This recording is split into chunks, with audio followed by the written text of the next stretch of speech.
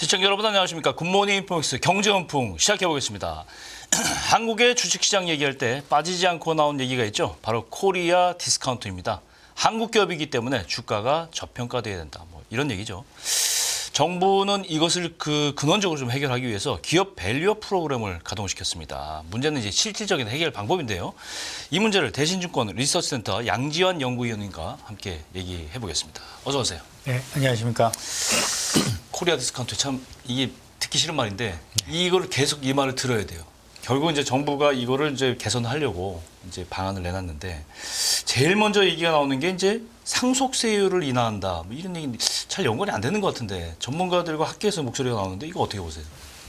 예, 어제 경총이 이제 코리아 디스카운트 해소를 위한 토론회를 개최하면서 거기서 네. 나온 얘기라고 보시면 될 것 같습니다. 네. 우리나라 같은 경우는 이제 상속세 대주주 같은 경우는 거의 상속세율이 60%에 달합니다. 그래서 전 세계에서 가장 높은 상속세율을 지금 가지고 있는 상태고요. 네. 그에 따라서 사실 상속세 부담이 상당히 많습니다. 그래서 보통 오너가 사망한 이후에 상속을 받은 그 피상속자 같은 경우 자기 보유하고 있는 지분을 담보로 주식 담보 대출을 받던가 아니면 그렇죠. 보유 지분을 매각해서 상속세 재원을 좀 마련하는 경우가 많습니다. 이러다 보니까 이제 그 기업에 대한 어떤 지배력이 약화될 수 있다 이렇게 좀 보여질 수가 있고요. 그에 따라서 사실 오너의 지분율이 낮은 경우 자사주를 매입해서 자사주를 약간 우호 지분으로 네. 갖고 있는 그런 기업들이 좀 있습니다. 예를 들면 대표적으로 SK, 두산 같은 기업들이 자사주를 많이 보유하고 있는데요.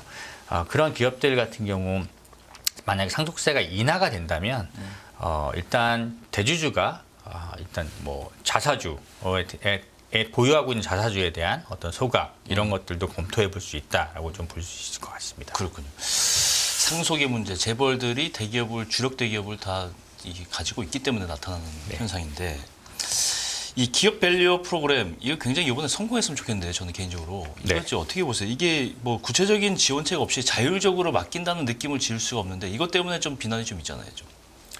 예, 기업 밸류업 프로그램 같은 경우는 정부가 올해 초에 이제 야심차게 지금 발표를 했고 그에 따라 이제 시장의 기대는 상당히 올라와 있는 상태입니다. 네. 근데 정부 정책이 나오는 것과 시장의 기대와는 속도 차이가 분명히 존재할 수밖에 없다고 보고 있고요.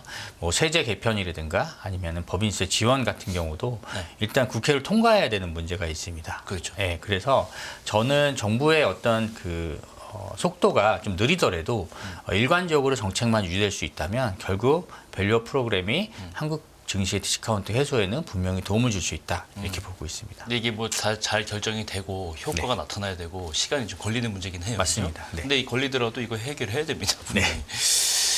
하지만 분명한 것은 이제 가치를 제대로 이제 평가를 받자. 지금의 이런 구조로는 주식 주가가 외국에 만약에 이게 미국 시장에 상장돼 있으면 이 정도 가격가 받아진다. 한국에 있기 때문에 이렇다. 이런 얘기잖아요. 주식시장에 큰 힘이 될 수 있을 것 같은데 이 전문가들이 가장 이거가 개선되면 효과를 볼 수 있다고 생각이 지주사를 꼽습니다. 특히 이제 대기업 집단 지주사들 지금 한 50개 이상이 되잖아요. 네. 거기 되고 전체적으로 참 제가 보니까 숫자가 한 170개 정도 되는데 그렇다는 얘기는 거꾸로 얘기하면 이게 지주사들이 사실은 어떤 장애물에 막혀서 제대로 가치를 평가받지 못하고 있다. 이런 얘기잖아요, 그죠? 이걸 좀 이 구조를 좀 설명해 주세요. 네, 일단 지주사들 같은 경우는 일반 지주사하고 금융 지주사로 이제 분류가 됩니다. 네. 일반 지주 같은 경우는 저희가 흔히 알고 있는 SK, LG, CJ, 효성, 두산, 한화 이런 이제 기업들이 일반 지주사라고 보시면 될 것 같고 금융 지주라고 하면 KB금융이라든가 하나금융, 한국금융지주 같은 금융 지주사들이 있습니다. 그렇죠. 일단 일반 지주사 같은 경우는 금융 지주사하고 는 다르게 자체 사업이 사실 상당히 취약합니다.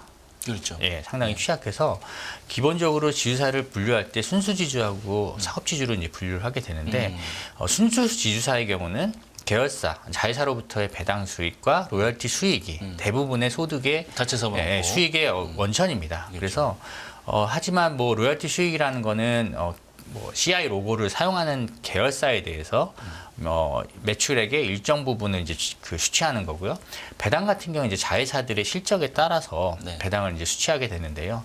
이 계열사들 실적이 사실 뭐 매년 좀 등락이 좀 있다 보니까 명확하게 배당 정책이라는 게 자회사의 실적에 좀 왔다 갔다 할 수밖에 없고, 그다음에 자회사들의 가치라는 지분 가치를 저희가 NAV 산출에 상당히 많이 이제 그 포함이 되게 되는데 예. 자회사들의 주가 변동에 따라서 또 NAV도 많이 이제 휘둘리게 됩니다. 그렇겠죠. 네, 그리고 시장에서 또 인식하는 것 중에 하나는 일반 지주사들 같은 경우 기본적으로 계열사들 자회사 같은 경우가 이미 상장되어 있는 자회사들이 많거든요. 그렇죠. 그럼 상장 자회사들의 가치는 이미 그 상장 자회사들의 시가총액에 이미 녹아 있다.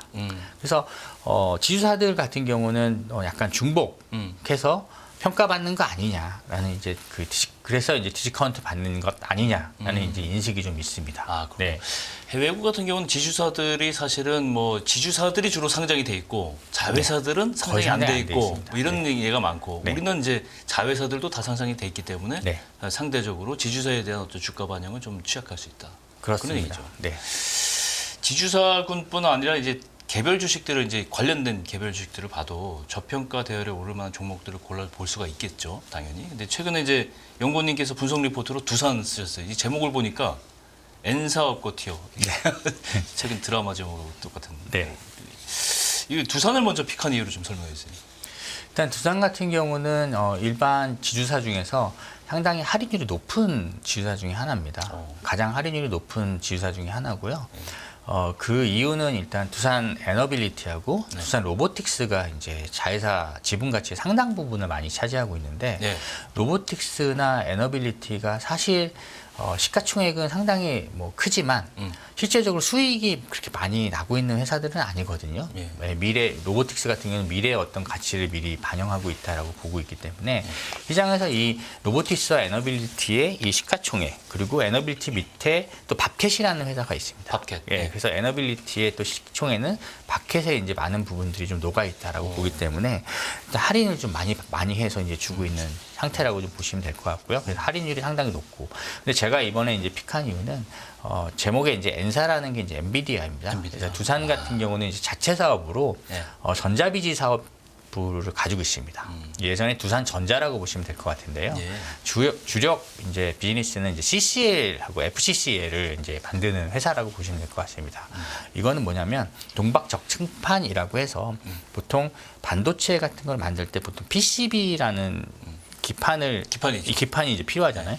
그 원재료가 되는 거라고 보시면 될 것 같습니다. 근데 엔비디아가 최근에 이제 가장 핫한 주식 중에 하나잖아요. 그렇죠. 네, 엔비디아의 AI 가속기 향 두산에 CCL이 공급된다라는 이런 뉴스가 있습니다. 그래서 AI 가속기향 CCL 시장이 앞으로 올해, 내년, 내후년까지 좀 계속 커질 것으로 보는데 두산이 작년부터 테스트를 시작을 해서요.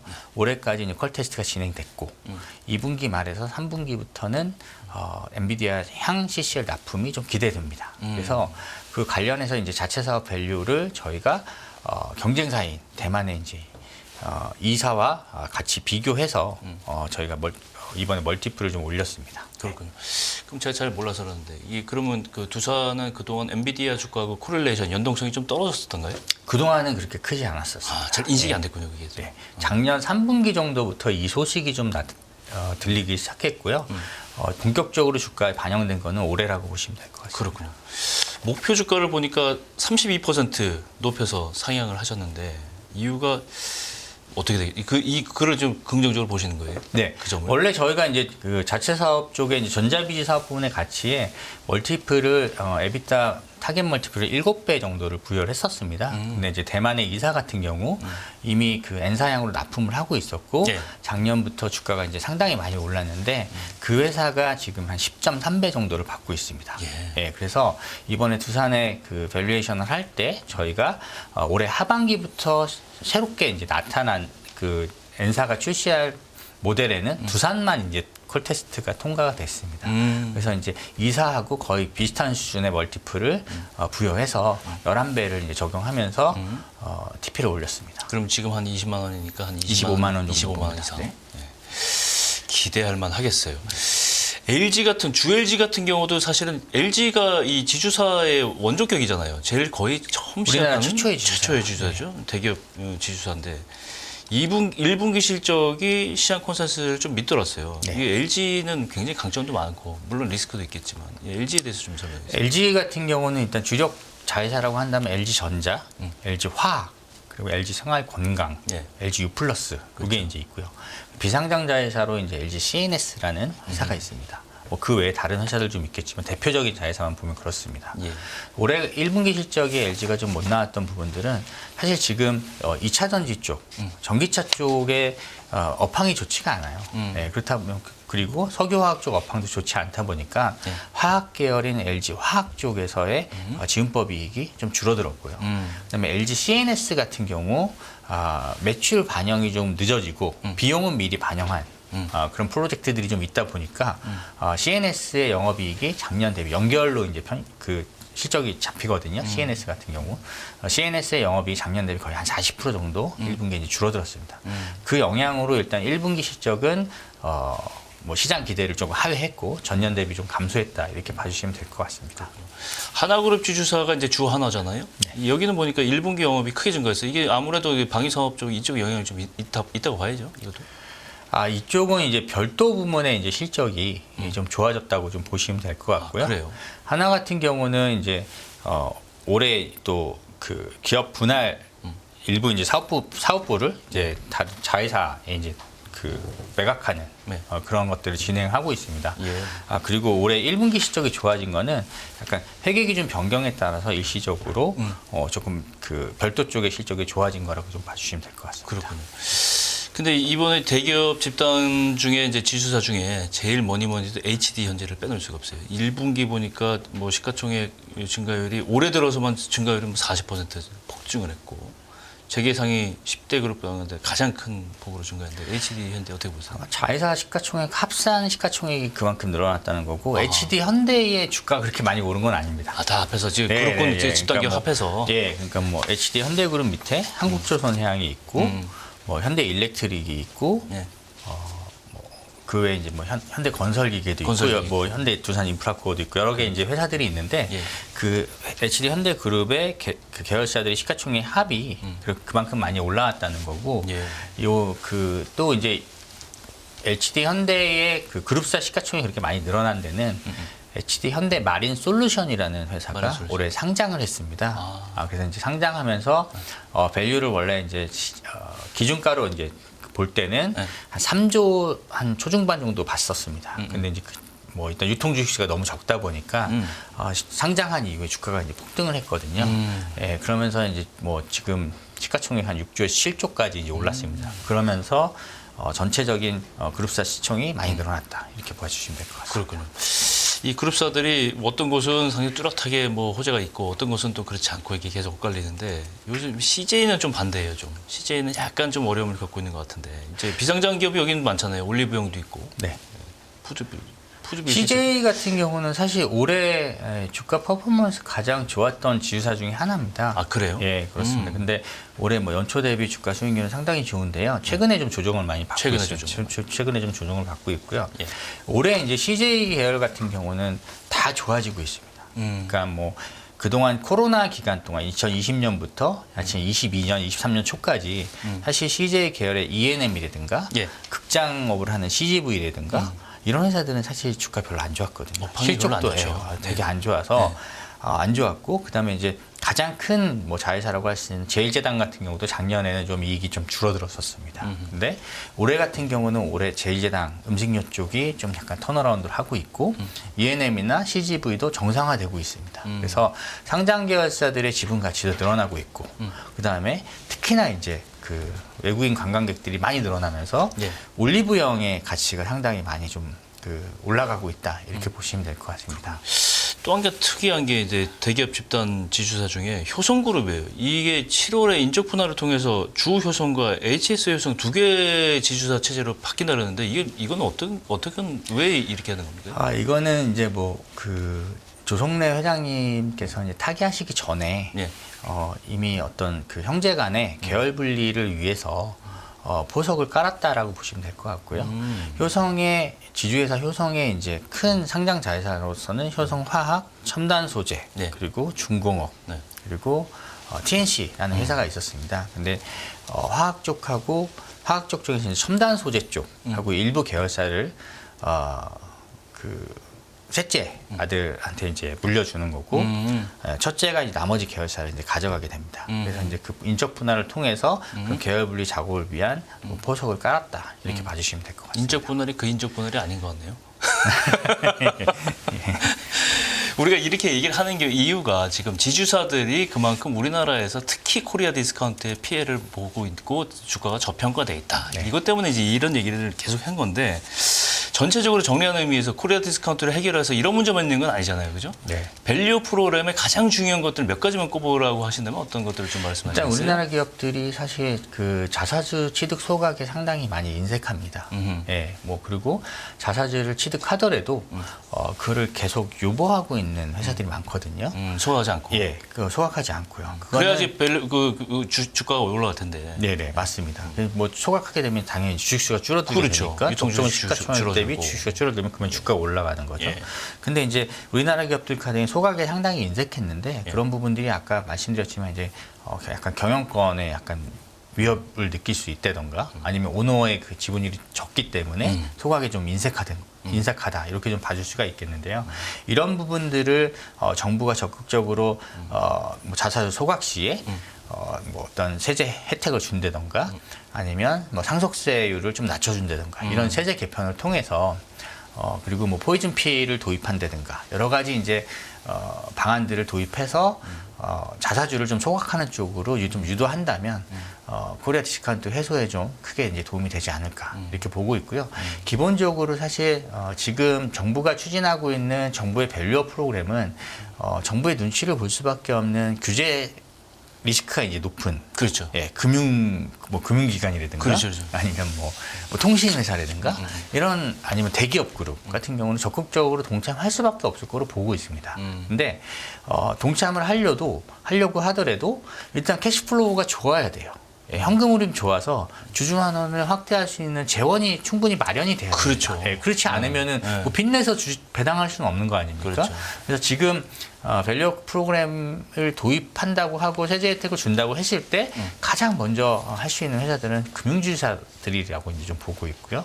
그 다음에 이제 또 우량 회사들 중에서 이제 자동차, 현대차 그룹이 상당히 작년부터 올해 계속 실적이 좋고 밸류에이션은 상당히 상대적으로 저평가돼 있다. 그래서 올해 상당히 부각을 받았고요. 일반 지주사 같은 경우는 처음에는 다 같이 올랐지만 지금은 옥석 가리기가 좀 진행되고 있습니다. 예. 어떤 회사가 주주환원 확대를 할 수 있겠느냐. 그렇죠. 어느 회사가 현금흐름이 충분하냐. 네. 이것들이 지금 이제 옥석거래가 진행되고 있는데 일반 지주사 같은 경우는 아까 말씀드렸듯이 자회사들의 배당과 로열티 수익, 이게 이제 주 수익원이거든요. 그래서 자회사들, 일반 주주사들의 계열사들, 자회사들이 같이 배당을 확대해줘야 일반 주주사들도 그런 재원들이 충분히 마련될 거다 이렇게 보고 있습니다. 일단 1차적인 키워드는 주주환원. 네. 그래야지 외국인들이 들어와서 뭔가 이 주식에 투자했을 때 풍부한 가치를 누릴 수 있는데 이게 안 되니까 이제 사실은 뭐 배당을 저평가되고. 위해서 투자하시는 분들도 계시지만 아무래도 일단 뭐 자본적 그 캐피탈 게인을 그렇게 해야지 원하시는 분들 캐피탈 많기 게인도 때문에. 생기고. 네, 맞습니다. 예. 그렇게 선순환이 돼야 되는데 정말 정리를 잘해서 전략을 잘 잡아야 될 것 같아요. 네, 맞습니다. 예, 기업 밸류 프로그램 대신증권 양지한 연구위원님과 함께 얘기 나눠봤습니다. 오늘 말씀 고맙습니다. 네, 감사합니다.